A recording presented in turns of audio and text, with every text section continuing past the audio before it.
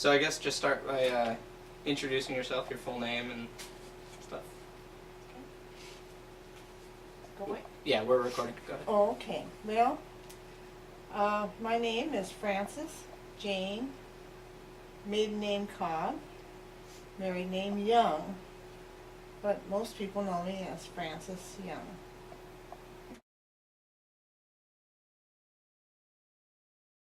My happiest childhood memory, I'm sure I had many, and I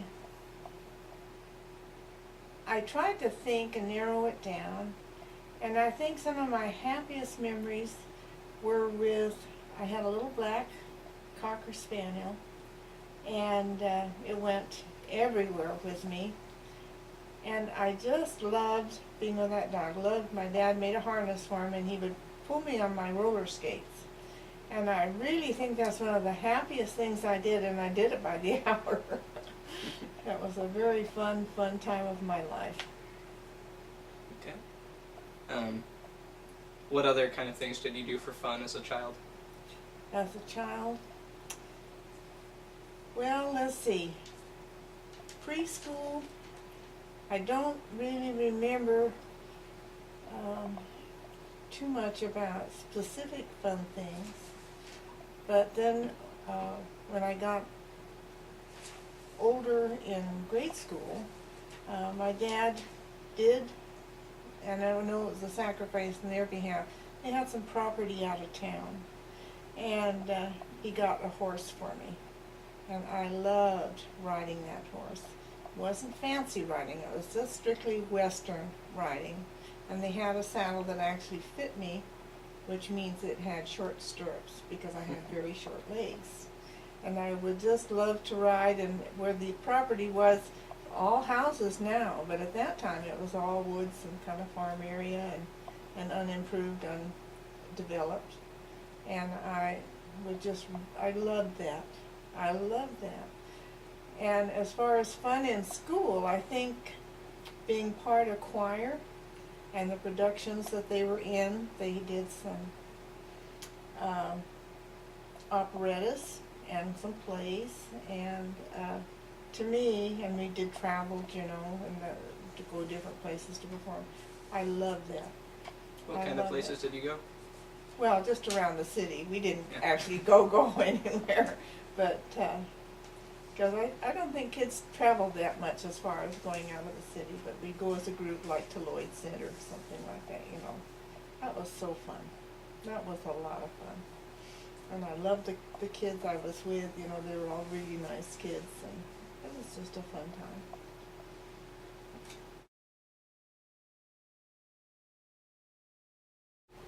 I really kind of come from a little bit of a mixed culture background.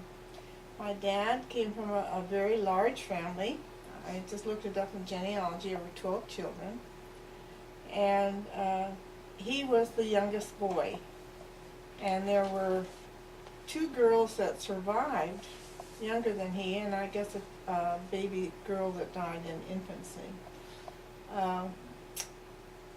But family originally came from Missouri, and then they settled in Roseburg. And his father probably died when he was about, 5, 6 years old. He wasn't very old. And so he had just younger sisters, and the older brothers found work and did things they had to do. So he came from a very pioneer type background. My mother was an only child, and her parents were married in England, and my grandfather came to the U.S. to find work because work was not very plentiful. And so he came to Portland, or he came to Canada first and then to Portland, and he was an engineer. And when he was established, he sent for my grandmother. My grandmother came, and my mother was born in Portland, but then she had to return to Canada and then back to England because she was not a citizen. So my mother came from that kind of background, very English tradition, very English and mannerisms and food. And my dad came from very country type folk, you know, big family, nothing very, I don't suppose very, what would I say, very cultural, but good people, good hardworking people. Do you remember any funny stories about your parents or siblings? Oh, many, many, many, but maybe some I shouldn't repeat. Yeah. That's for sure. My dad was kind of a rascal and loved to kind of tease. And my mother had a great sense of humor, but she was quite easygoing.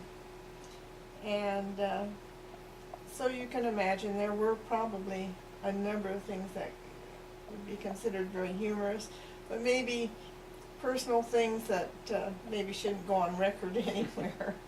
But he had he was a kind of a fun-loving person.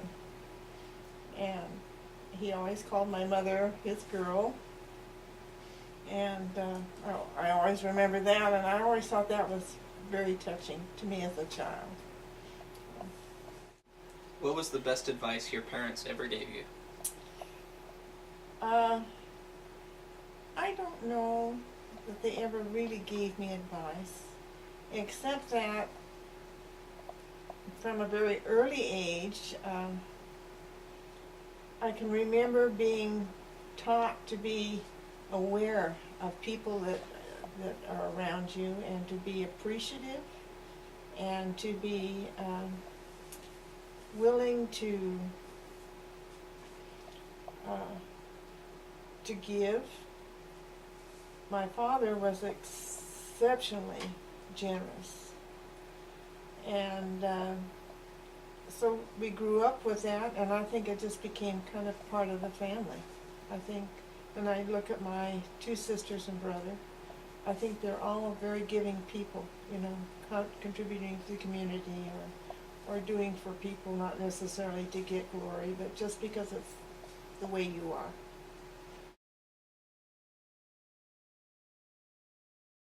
One thing I know I really shocked my mother to death.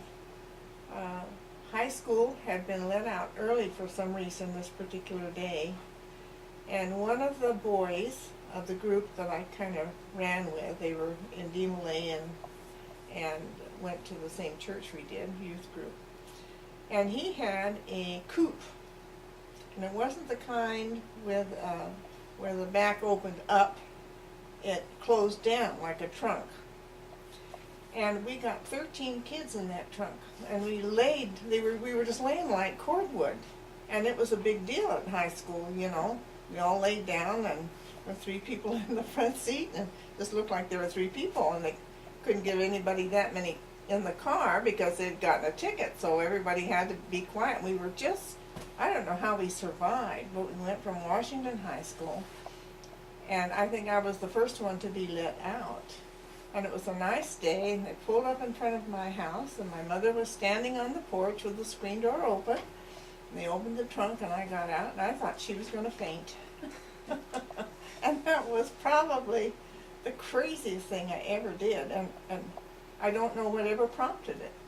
And it was the only time I can remember doing anything like that, except that once I had gone on a date with someone, and we went to a college basketball game, and I was with a good friend, and so we thought we were being really cute, and we left the game a little bit early, and we went and hid in the car.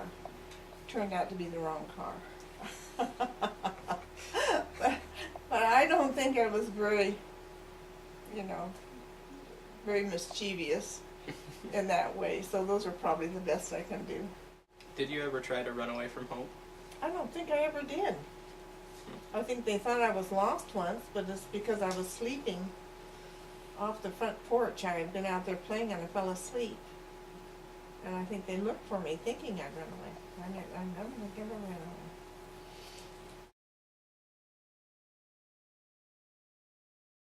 Tell me about one of the happiest days of your life. One of the happiest days of my life. You know, I wrote down a couple things. I can't remember what I wrote down now. One of the happiest days of my life. Let me think a minute.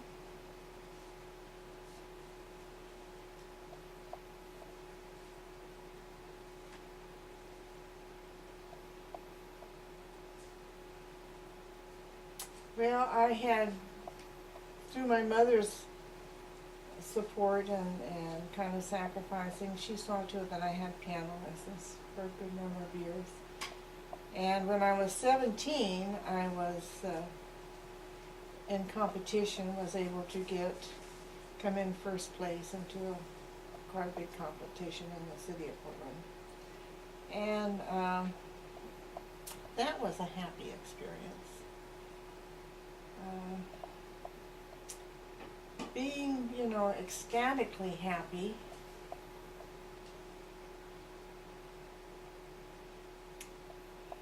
You know, I can't think of anything specific. Okay. Maybe I will as we talk. All right. If you think of it, Okay. just interrupt me. And I do remember something I was ecstatically happy for. I wanted a pup. I wanted a dog. And my dad was working between Klamath Falls. He worked for the railroad between Klamath Falls and a little place called Crescent Lake. And it was kind of a work train that went back and forth. And so he didn't come home that much in the summer, and he rented this little cabin, which was just a little cabin, you know. And I remember getting off the train with my mother because we got a free pass to travel. And when we got to the cabin, and it was early morning, and opened the door, and my dad was at the train yard, and he said to my mother, "Oh, be careful when you go in the cabin, they got a little bear in there." So I could hardly wait to get the cabin, see a little bear, you know. Well, opened the door, here comes this little black thing just rushing toward us, and it was my black Cocker Spaniel puppy. And I don't know where he'd gotten it, but I can't think of any time when I just felt more just truly happy, you know, really happy. I mean, ecstatically happy. When I realized, and I thought it was a bear. I really did. I thought it was a bear and realized it was a puppy, a dog, you know. how old were And he you? was probably 3 months old. Well, I had to be about 9, I think, was that, how old I was. But I wanted a dog so badly, because we'd always had pets, and I can't remember what had happened to the last one. The last one had been a little terrier, and it was gone. I wanted a dog so badly. Is there any chance we could talk you into playing a piano piece for us? No way. No? All right. I just thought I'd ask. I don't want any recordings of that. I mean, Fair enough.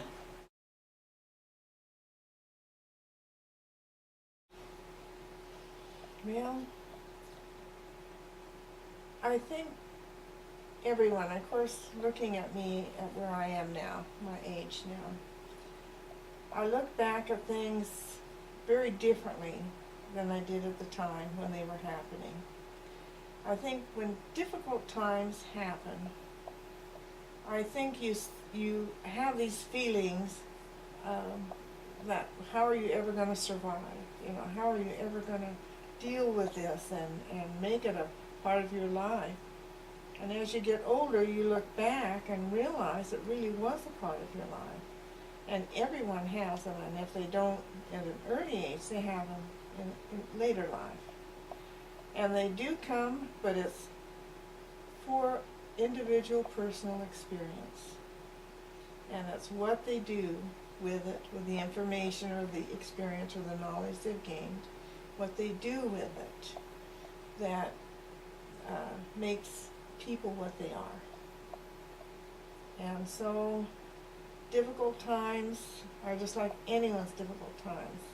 They're very challenging, and no two people have exactly the same challenges. So things when you're younger, you set a pattern of what you feel is what you desire in life. And if you fall short of that because of decisions you've made or mistakes you've made, then it can be very overwhelming at the time. But when you get beyond it, it's what you do with that knowledge, that experience, how you deal with it, and in relationship with making future choices, or even in your relationship with other people.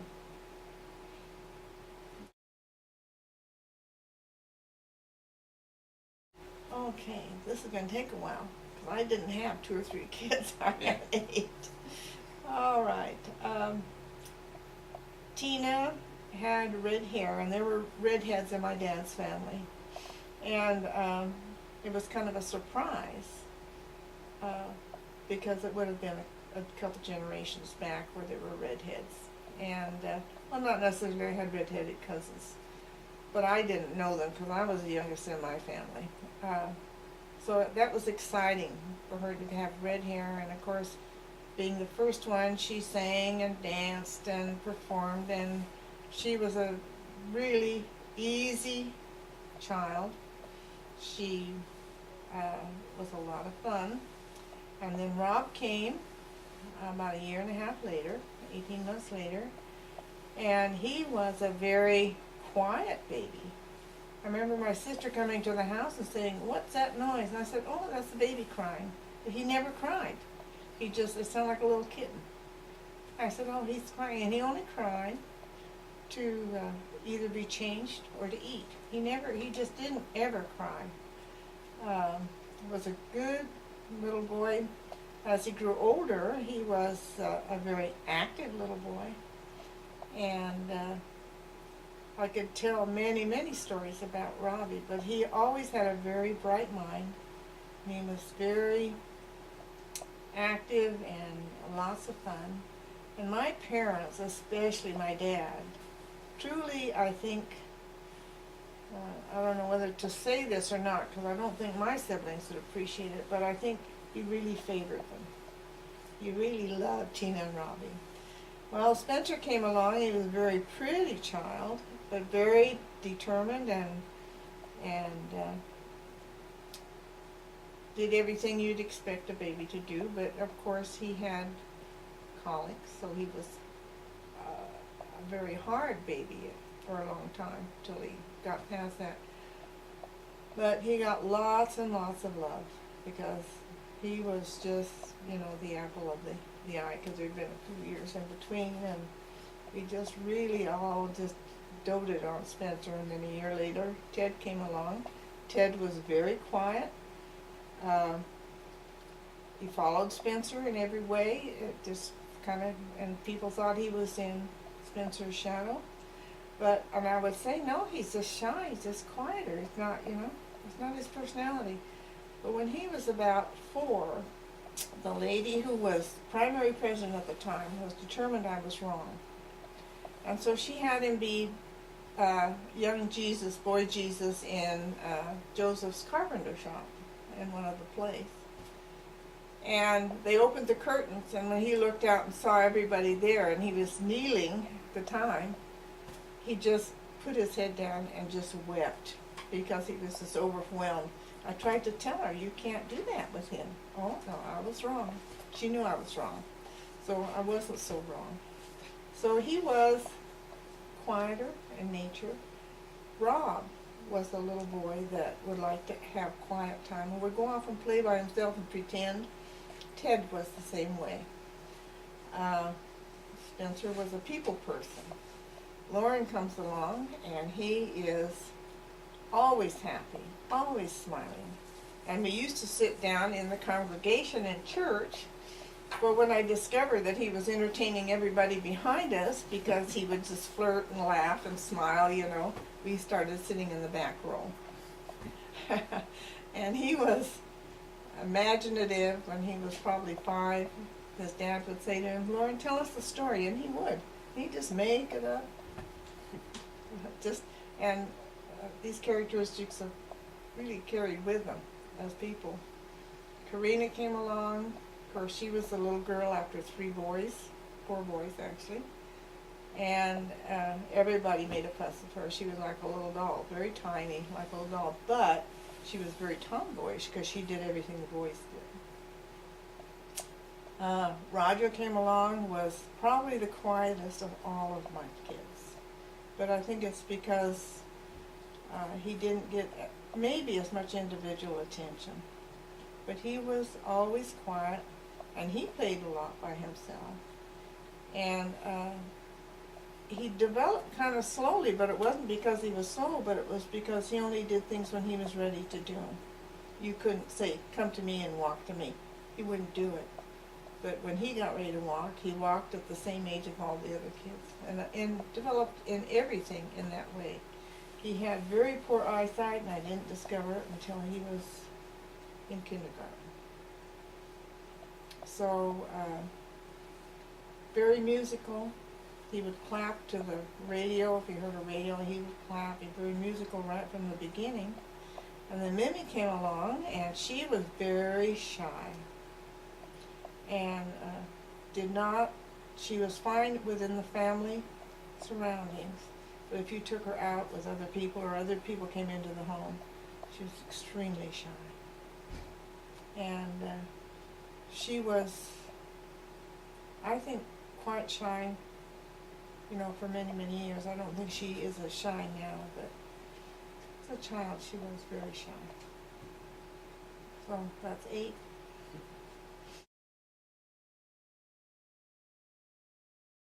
How did I choose their names? Usually with a lot of argument. Tina, I wanted to name Tina Amy Jo. Amy was a name I liked, and Joe was after my dad. My dad's name was Joseph. And of course we went by Joe, and I thought that would be nice. But when she came, she was so tiny that Tina seemed to fit her. It wasn't Christina, it was just Tina. And then Marie was her grandmother's middle name, her paternal grandmother's middle name. Rob was named after his father. He was a junior. But later on, he and Tina were adopted by my husband, Gail Young. And so the junior was dropped. The name Spencer is very much a young name that's been used time and time again. And Boyd was my father's middle name, so Spencer Boyd. Ted was supposed to have been named Edward Kipling, and the reason Kipling was because that was an author I kind of grew up with my mother and grandmother. And Edward was to have been a family name, but when he was blessed, he was given the name Theodore Kipling, so he became Ted. Lauren, that name was taken off the records of the sealer who sealed us as a family.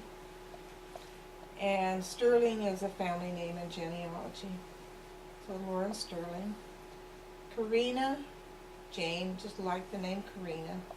Jane is my middle name, my grandmother's middle name, and there's many others that carry the name Jane in that family. So it seems like everyone has a family name, at least one family name. Roger, I kind of named him because Roger was a name my mother loved. And I don't know what the story was, but I know she always wanted to use the name Roger and was not able to. So Roger, and then Gregory was her maiden name. So Roger Gregory. And then Miriam Louise, my sister Miriam. I had like 3 mothers when I was growing up. I had my grandmother Gregory, who always lived with us, my mother, and my sister Miriam, because she just was like another mother to me. And so I always loved the name Miriam, so she was Miriam Louise, and Louise after. My mother was Evelyn Louise. My grandmother was Louisa Jane. So they're just kind of family names combined. Okay.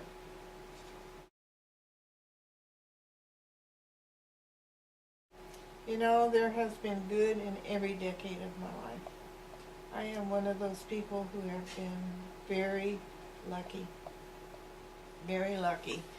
In that there have been challenges, I made some horrendous mistakes and lived beyond it. But the decade of my life, I think, now that I just overview it, I think it's in watching the grandchildren come.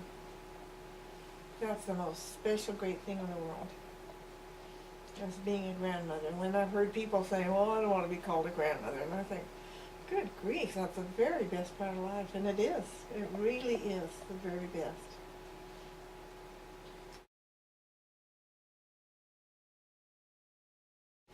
Historical events. I remember when Pearl Harbor was bombed. And the only thing I don't remember having any feeling about war. But I was sitting on the floor and my father was reading the paper. And at that time they had people running the streets with newspapers, and they came down our street yelling, extra, extra, and then went out and got a paper, and it was on the news on the radio. There wasn't any TV at that time. The Pearl Harbor had been bombed. And I don't remember any significant feeling that I had, but I remember the response of my dad and how he reacted, and how I knew it was something really serious. So that was probably the first one. Trying to think, when Kennedy was shot, I was at work, and when it was announced, it was just kind of surreal. Like, this couldn't be happening. That isn't really true. But there was just kind of a sense of disbelief with everybody around. It was just like you were in a movie, and all of a sudden it was put on stop, on hold. So that was something else. I was trying to think of 9/11 was pretty much the same way. I had gone to work, and I hadn't turned on my car radio. And when I got to the building where I was to go in, one of my fellow workmen came running out and said, "Did you hear? Did you hear? Did you hear what's going on right now?" Because it was 7 o'clock, my time. And it was like disbelief. Are you kidding? Is this for real? So it just depends on where you are in life as to how you're affected by it. And of course, there's been a long mourning, for those people and the people that were left behind. It's a tragedy. But we're not. These are big things to us, but you look around the different worlds and different countries where people have never known what it was to have a full stomach, and then they have a tsunami hit. And how did they feel? What are they thinking? It just puts it all kind of like a piece of puzzle, and you can't help but reflect on yourself and see that you're just a little piece of that puzzle. And that everywhere, somewhere, is experiencing things that are very, very traumatic, life-changing. Where were you, or what were you doing when you heard that we'd landed on the moon?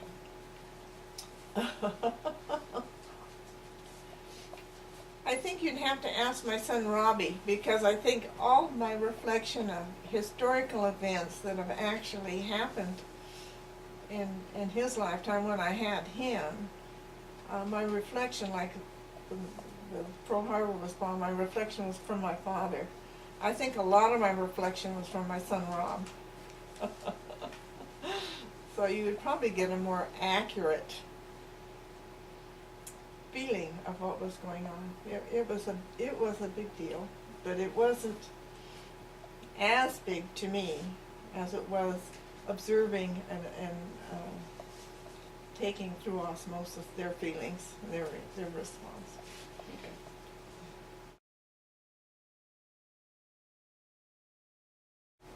I remember I was cooking dinner or helping fix food in the kitchen, and I was chopping up things for potato salad, and we had fried chicken and it was sitting beyond the potato salad, and my brother came up behind me, and of course he's 8 years older than I was, and he went to grab for the chicken, and I put his hand up because he'd eat anything that wasn't moving, and we all kind of, he got blamed for everything that disappeared, you know, if it was a treat or something, well, Norman must have eaten it, you know, so it was kind of a, would get blamed. But I put my hand up, and I had this big knife, butcher knife, that I was chopping with. I put my hand up, and he reached over to grab the chicken. When I put my hand up, he hit my hand, and of course, I got a little scar here from just opened up my hand. Well, my mother came in, and I wasn't crying, but I was terrified because I could see the bone, you know. And she rushed me, she grabbed a can of pepper, rushed me to the bathroom, and just poured pepper in it. Didn't hurt, but that's what I had. And that's what she used. And it worked. I mean, wrapped it, you know, and, you know, it didn't sting like she put alcohol or something in it, but that was there were things that they did. They used simple things, that they had household things. And it worked. It coagulated the blood, and, you know, all I had was a little scar.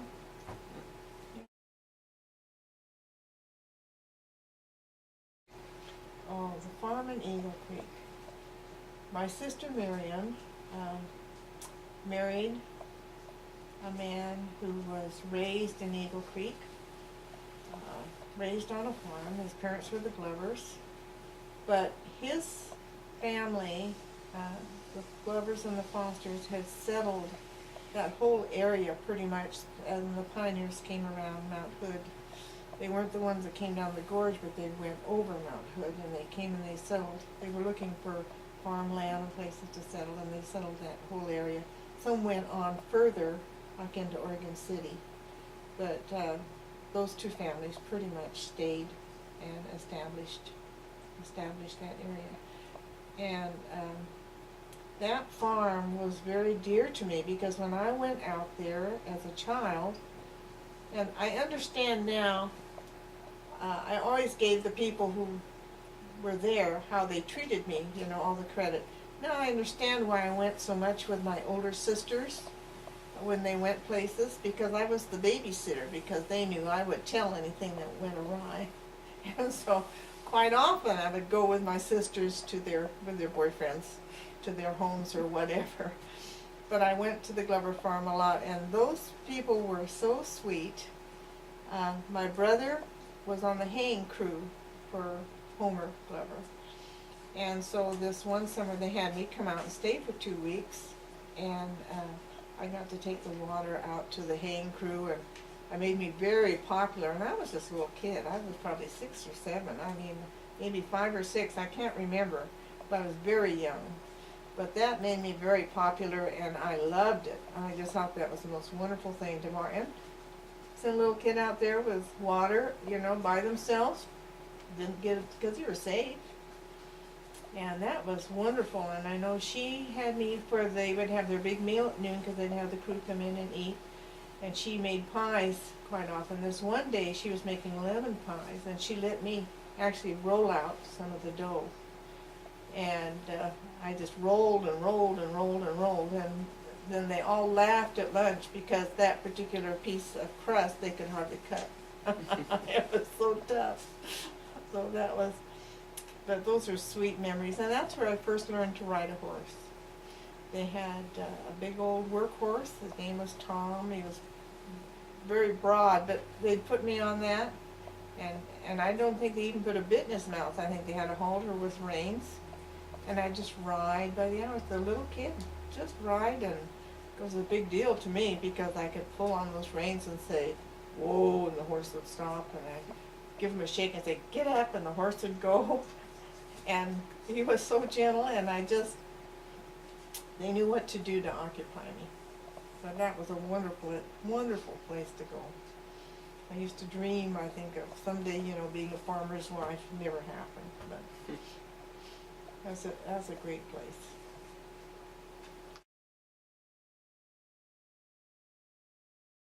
My first job was babysitting for 25 cents an hour. Isn't that remarkable? I loved it. I always loved being with children. And I loved it. It was as much a treat to me as it was to get paid. So I did a lot of babysitting. When my oldest sister had children, I babysat for her for free. And and it was fine with me. I didn't mind doing it. I mean, I was so happy to do it. I didn't mind doing it. I've always just loved to be with children. How old were you when you started babysitting? Well, the lady down the street, when I started babysitting, I was probably 12. Although, let's see, Edie was born when I was 9. And I probably took care of my sister's children at the time, 9, you know. 9. Took care of Edie a lot. Well, not a lot. But when I actually did babysitting for pay, I was about 12. Okay. What was your next job after that?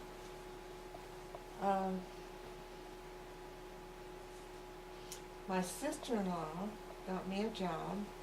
She worked for an insurance company, and I worked with a fella who filled prescriptions. And I probably got minimum wage, but the weird part about that is I was filling prescriptions. So that was a different. I mean, I think that was just kind of an under-the-counter kind of thing that was going on. And then after that, I went to IBM, and I took training there. My sister recommended I do that.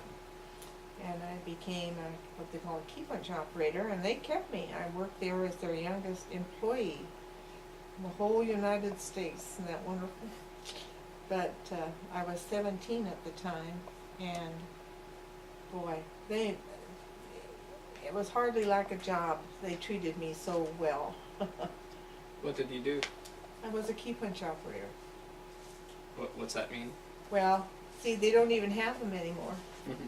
It would be like a computer operator now, as far as inputting. So that's what it was. And then trained new people coming on, and it was. And I'm sure all those people are dead now, that I worked for. But I was really given the royal treatment. They treated me so well, and so that was a really happy experience. Really a happy time for me. And after that, I went worked for Standard Oil in their payroll, and I had some pretty good jobs. Never top of the line, but good, stable jobs. What do you think has been your favorite job? Oh, probably an IBM. Yeah.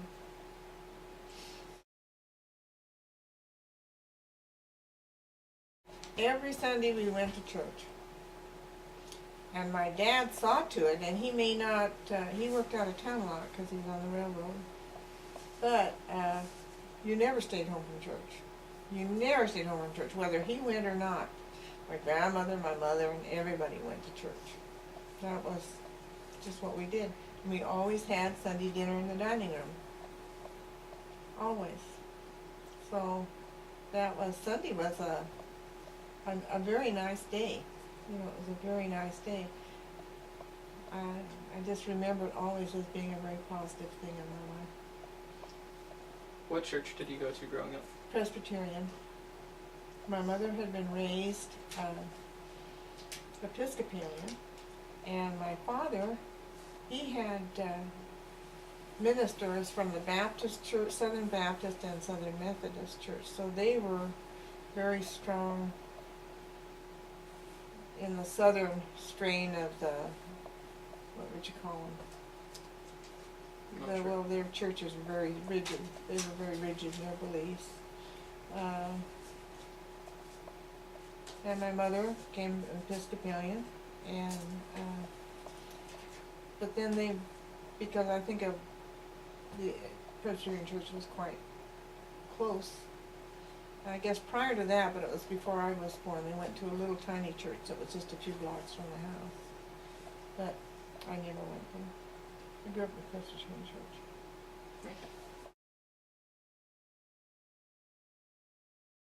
Well, I had been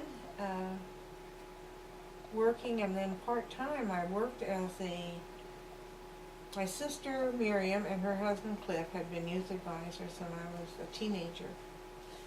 And at one point in time, for subject matter, because we met on Sunday nights, we had different churches represented, or we went and visited a church to find out what other people were learning and thought about. I was also very active in Job's Daughters. I went through the chairs in Job's Daughters, and that was a very positive experience for me. Wonderful people that I associated with. But after my sister and her husband were no longer advisors, then my first husband, Bob, and I were youth advisors, and it was a salaried position.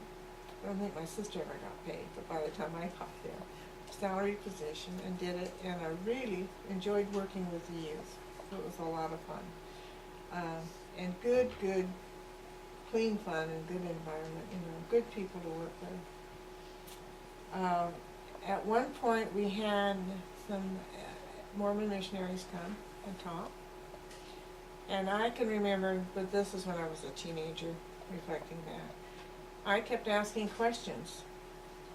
And afterwards, it just all made sense to me. They talked about, Christ coming to the American continent. And so afterwards, my brother-in-law said, "Oh, that's impossible. They didn't have transportation in those days. That couldn't have happened." And to me, I don't think I said anything to him, but my thoughts were, well, anything would have been possible.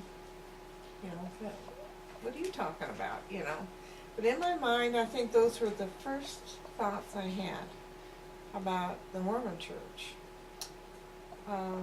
Well, I continued on the Presbyterian Church and with the Masonic activities. And I was married, and then had 2 children.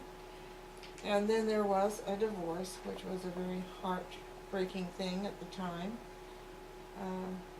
Robbie had just barely turned 1 in July, and in August his dad took off.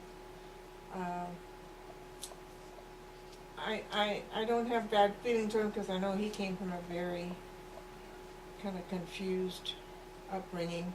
He was pushed around different families, took care of him.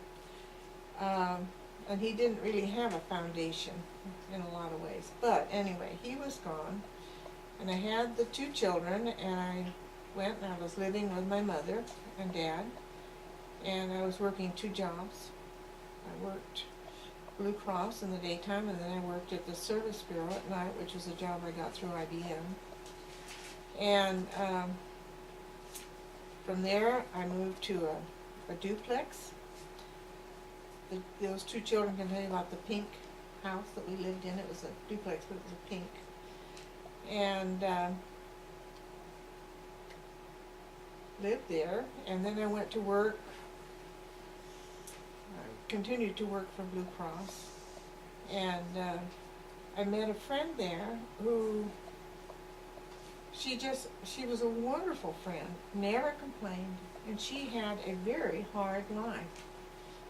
She had 4 boys and was taking care of her mother-in-law. Her husband was a fisherman who was gone all the time, and not the best of people. But she was living in a little 2-bedroom house and taking care of her mother-in-law, working full-time. She never complained. Never complained. And she was always saying to me, "You need to come to church with me." And I said, well, because I was teaching Sunday school in the Presbyterian Church, I said, well, I'll come with you if you come with me. And of course it was never convenient for her to come with me. but she did, she was such a great lady in so many ways, and I don't think anyone who worked in that office had any clue with what her circumstances were, because she just never complained. She never talked negative about anybody. And so she sent the missionaries to me. And boy, it was like a knockdown, drag out. The first set of missionaries that came, well, they were telling me what I believed, and I just argued and argued and argued. It was not a real happy thing. And so those missionaries left. About 6 months later, another set of missionaries came. And I had a young woman living with me because we were sharing expenses on the duplex. And that is interesting because after a while, you know, I got kind of feeling kind of put on the spot. But I did, thinking I was getting rid of them, I bought a Book of Mormon for 50 cents from them. And I said, okay, I promise I'll read it, but I didn't want to have any more meetings with them because I was losing ground, for one thing. And the next time they came, I actually took the kids and sat in the car. I don't know if they remember this. Across the street, saw the missionaries go on my porch, knock on the door, leave because we weren't there, and then I went back home. I began, one night decided I would read the Book of Mormon just to see what it was there, and I started reading it, and it was a very, I guess some people would call it a spiritual experience, but you know what? It was a very physical experience to me because the Holy Ghost, I got goosebumps, and I got just like I was having a chill. And it frightened me. It totally frightened me, and I put the book away. And I didn't read it anymore, but I definitely had an experience, a very physical experience. Well, within about a year, she sent the missionaries again. She was not going to give up. And they came, took all the lessons, and at that time, the gal that was living with me, her name was Ray, she accepted the challenge. And I just could not understand the Joseph Smith story. I believed everything they taught me, and everything we talked about, but I just couldn't grasp that. And so one day when I was at Grace's home, this is the friend we had, she said to me, and just looking straight at me, she said, "Do you literally believe that Jesus Christ is your literal Savior?" And I was looking right at her. And you hear sometimes how people will have an experience where they're falling or think they're going to die, where their whole life will just pass before them in just seconds. And everything I had been taught, everything I understood, because I came from a very Christian home. My grandmother, did quite a bit in teaching me a lot of biblical things. It all just passed, just within seconds. It was passed. And this is hard to share.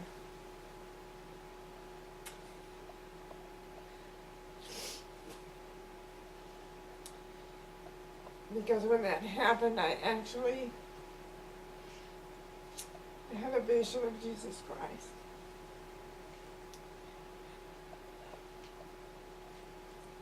And it was just while I was staying there with her. And I knew then what the church was true. I didn't really have a testimony of Joseph Smith, but I had a testimony of the church. And I then was baptized, and of course I raised all my children with the same teachings. They all embrace it in a different way, but I have never, ever, at any time, doubted the church. So that is my conversion story. And I tried to write it up and send it to one of the missionaries and write it. In fact, I found it in the piano bench the other day. And I don't know how much in detail I wrote. But it's been the greatest thing and the greatest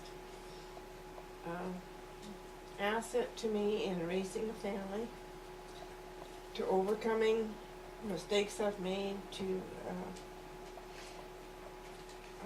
being faced with challenges that were very difficult for me, and never once have I ever felt I've been left. So there's a lot of good things that have happened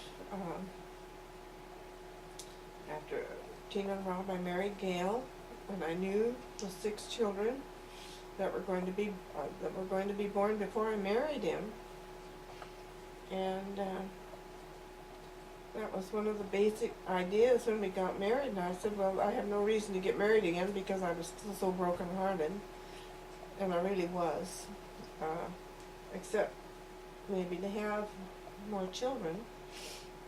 And so with each child, I knew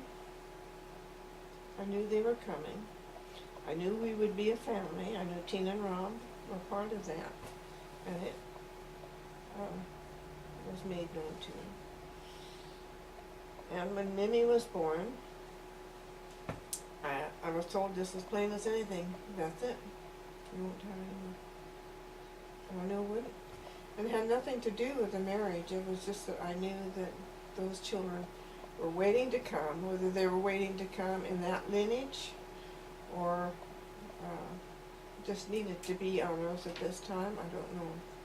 I don't have those answers. But I do know that they were certainly planned. So they've all been good people. They've done good things. And I really feel like sometimes you become kind of judgmental of your kids, just like you're judgmental of yourself. But I know that they have accomplished whatever it is they've been sent to do, or will yet do it. As when we say the Lord's Prayer, we ask for, it might be on earth as it is in heaven, and I really think that each one, in their own way, have actually, that there has been a progress of their life. They have made contributions in those areas. And like I say, we're still yet to do that. So, this is things that are really tender and personal like that are hard to share. Thank you. So, but they're real. And I think that's why the joy of seeing the grandchildren is truly the greatest joy and blessing in my life. 'Cause, I made some hurdles and didn't get knocked down to the point of being knocked out. Continued on, and this is kind of the end of the story yet to be told, Also, how worthwhile is that? Thank you.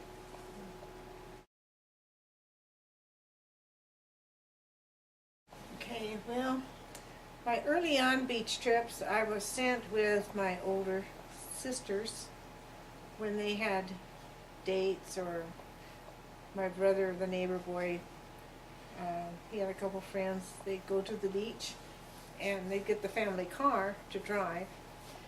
And I always got to go, and I never thought much about it until now that I've had kids. Now I know why I got to go, because I was the chaperone, and they knew that I would tell all when I got home.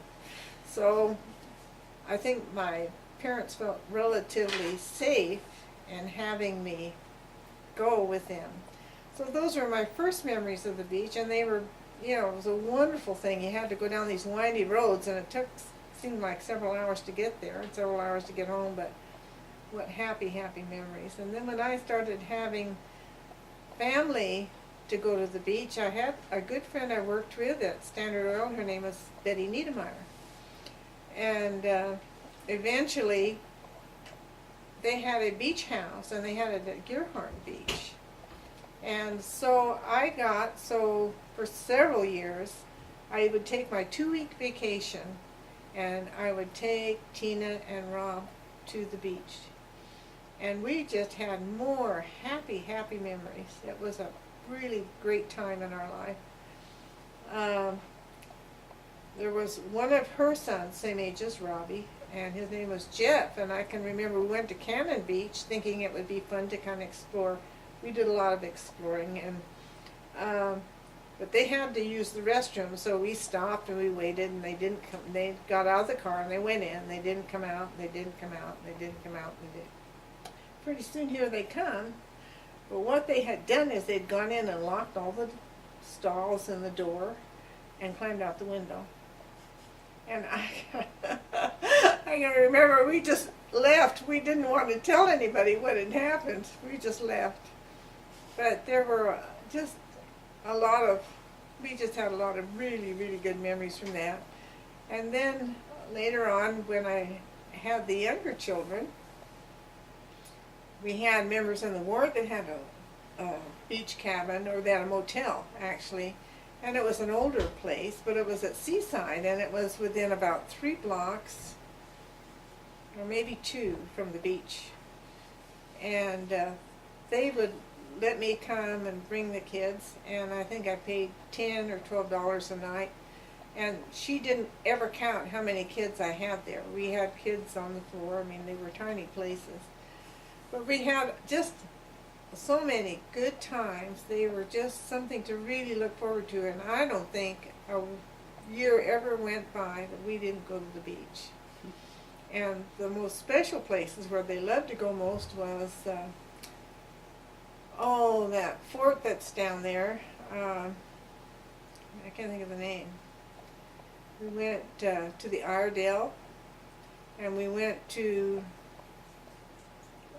the fort that was there from the Second World War. Can someone help me with it? Russell. Battery Russell. And the boys loved that because they could run around and play war. And of course, Rob he was always a history buff.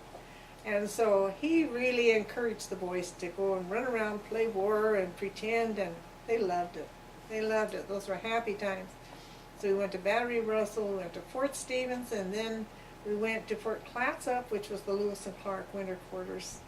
And so at a very young age, they had learned a lot about that part of the state, and it was truly fun, truly fun. Those are some of my very best memories of family vacations that we had.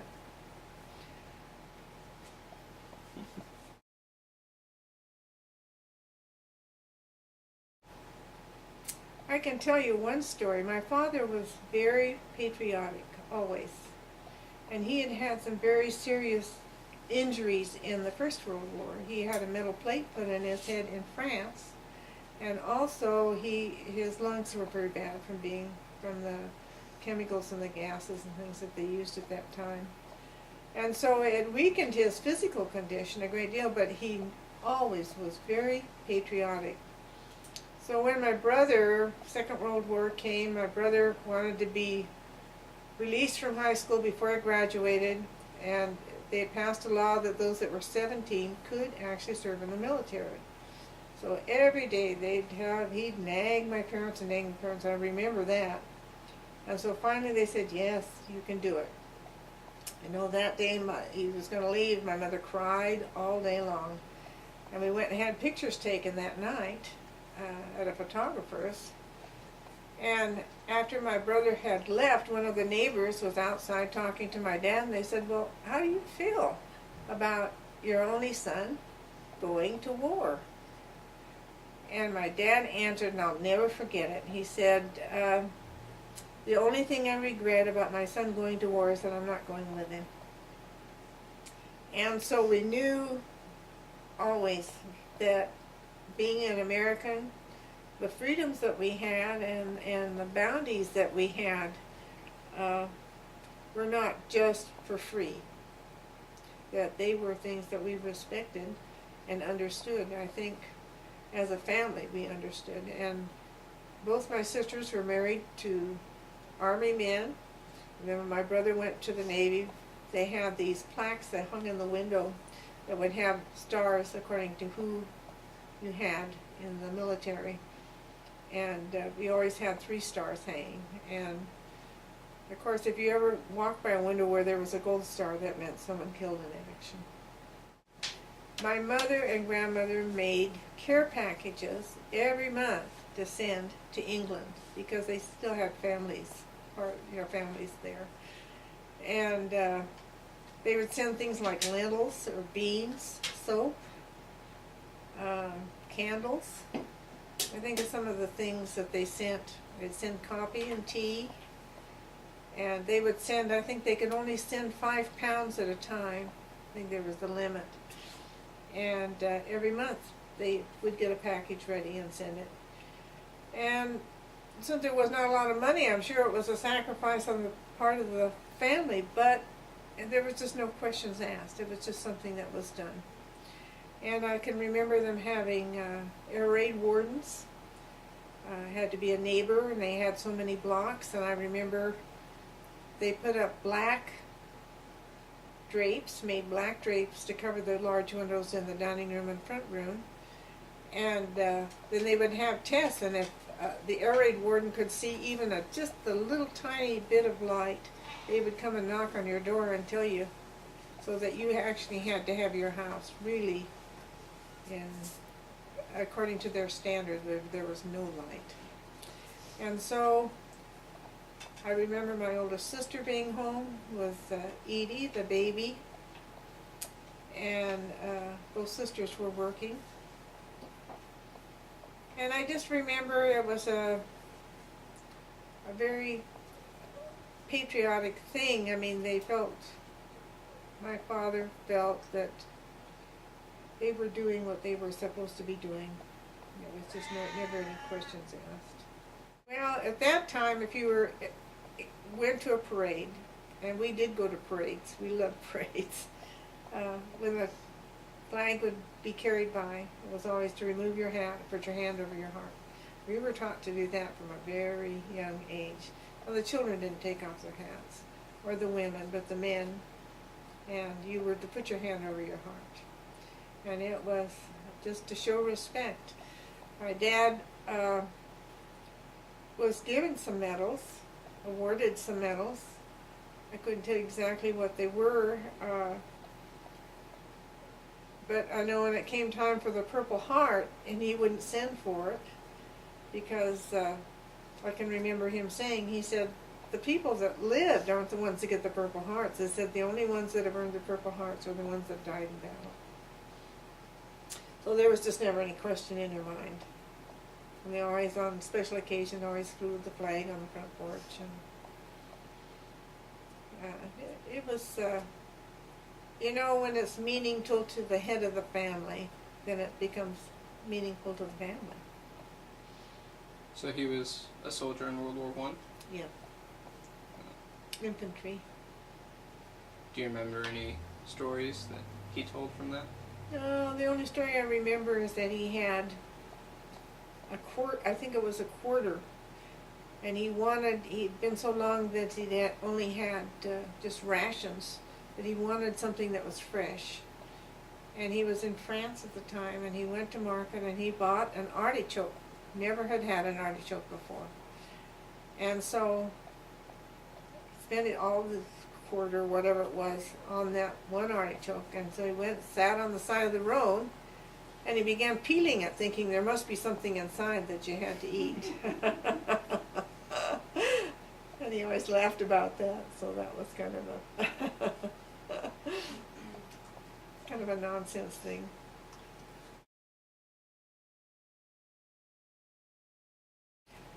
during the Second World War, when my oldest sister came to live with us,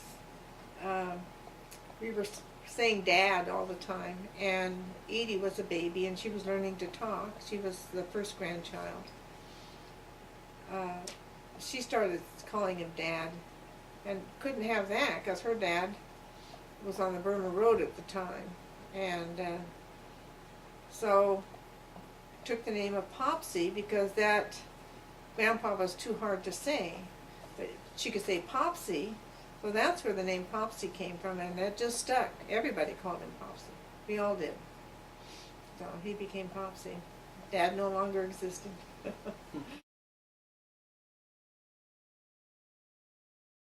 When I'm feeling down, my grandkids. Yeah, think of some of the funny things they do, and they make everything worthwhile. They make you feel like, you know, your kids are doing a good job. You know, they have, you know, they're building their life, and have another generation coming along, a good generation. It's good feelings.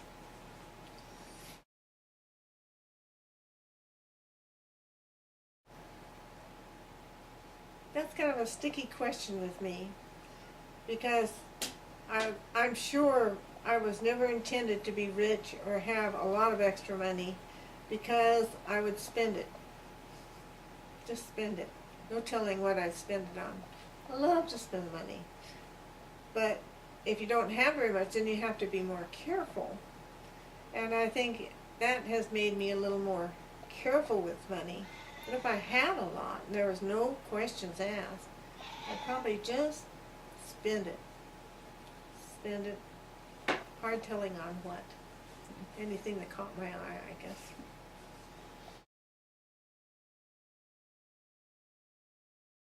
I was never very athletic. No. I rode a bicycle continually. My brother was in the Navy.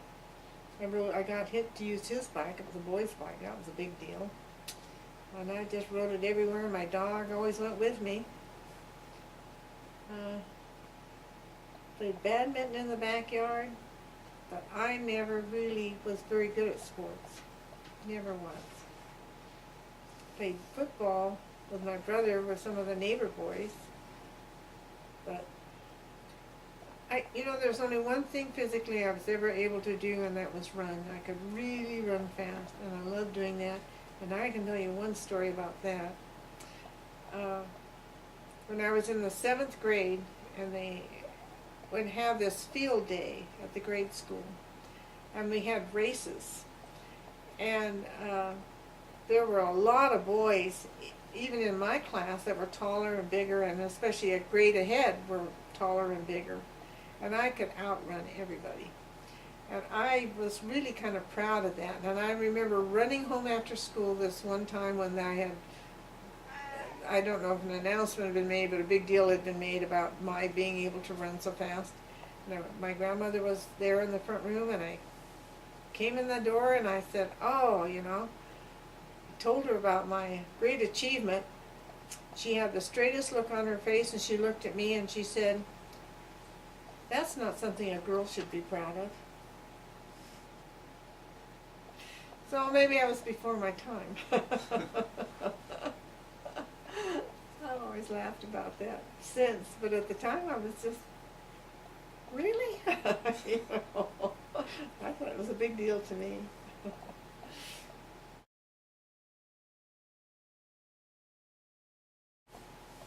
What do I like to do now just for fun?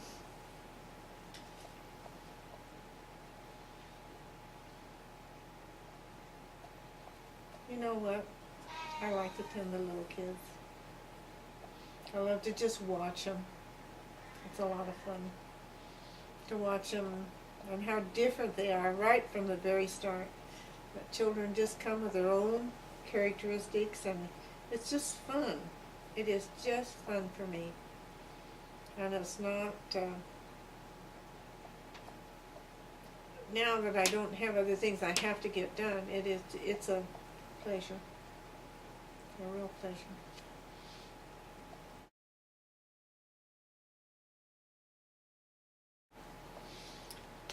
Well, this is kind of personal, but I have morning and night prayers. First thing I do when I get out of bed is get on my knees, and the last thing I do before I get into bed is get on my knees. And the one thing I consistently pray for is that I always pray for my family, but I always ask that I will be worthy to hear the promptings and know that I can accomplish what I need to do and where I am located. You know, we're all in different places with different people, that I can maybe make a difference where I am.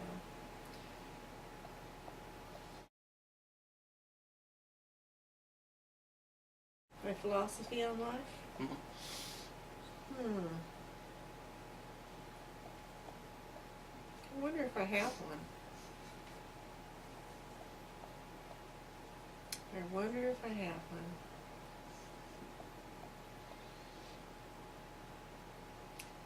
I guess it's kind of like the Scouts. Try to make it better than it was before you got there.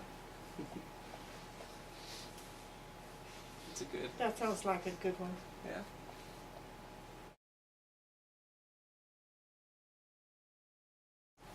Is there anything that we don't know about you? Any secrets you want to If share? you don't know it now, I'm not going to tell you.